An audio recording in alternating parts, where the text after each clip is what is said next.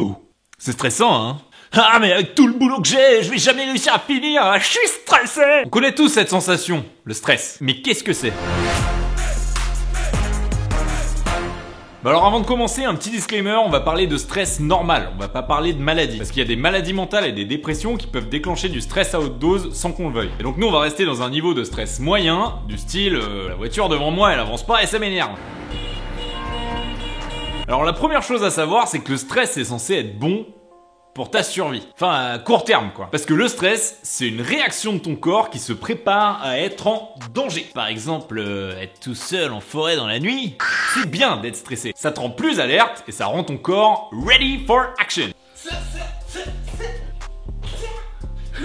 Et donc au cas où tu dois te faire courser par un ours dans les prochaines minutes, c'est bien d'être prêt. Alors déjà, les effets du stress, ils sont visibles hyper facilement. On a le rythme cardiaque qui s'accélère, on respire plus vite, on serre les dents, on sue plus que d'habitude, on a les mains moites et on a des auréoles. Et notre estomac, en général, il fait des trucs pas catholiques. Et ces symptômes-là, ils sont censés être des exceptions et arriver qu'en cas de danger. Et donc le stress, il peut arriver de plein de causes différentes. On peut avoir peur pour notre santé, pour notre argent, pour nos relations amoureuses, on peut avoir trop de boulot. Et face à des situations comme ça, il y a que deux solutions possibles. Fight or flight. Bon après il y a des gens qui juste s'en foutent, mais c'est pas la meilleure solution. Et dans notre société, on vit quand même pas mal dans un stress constant.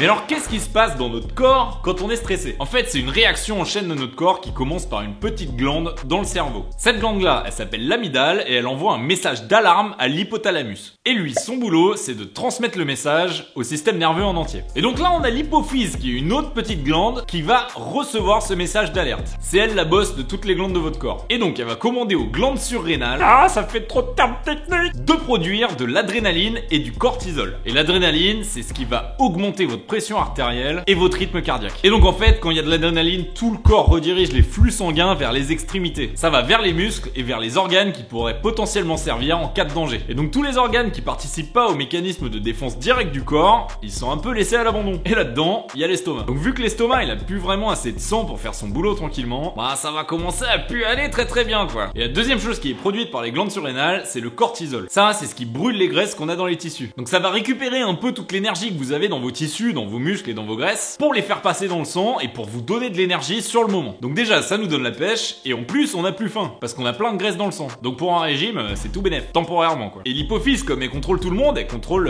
les glandes sudoripares, elle contrôle ta salive, elle régule la température de ton corps, la production d'urine, etc. Donc quand elle s'excite, paf, on a envie de faire pipi. Et bah quand on est stressé, on a quand même pas mal envie de faire pipi en général. Et donc c'est assez facile de voir que ces symptômes qui peuvent être bénéfiques pendant une courte période de stress, à long terme ils sont pas top. Tout simplement parce que c'est pas la manière normale de fonctionner de notre corps. Et un truc en plus, c'est que notre cerveau, s'il est soumis au stress pendant trop longtemps, il va se déformer. Ça s'appelle la neuroplasticité et en fait le cerveau il est plus capable de revenir à son état normal d'avant le stress. Et donc ça entraîne des symptômes gênants sur la vie entière. Et comme on l'a vu dans la vidéo sur le sommeil, si on dort plus, on perd la mémoire court terme. Et un dernier aspect pénible du stress, c'est que la production de cortisol demande de la progestérone. Et donc quand on produit plein de cortisol, on a moins de progestérone dispo pour le reste du corps. Et en fait, le boulot de la progestérone, c'est d'activer ta libido. Donc bah quand on est stressé, on a moins envie quoi. Bref, faut rester zen, liker la vidéo, s'abonner à la chaîne en cliquant sur la petite cloche. Et moi je vous dis à plus.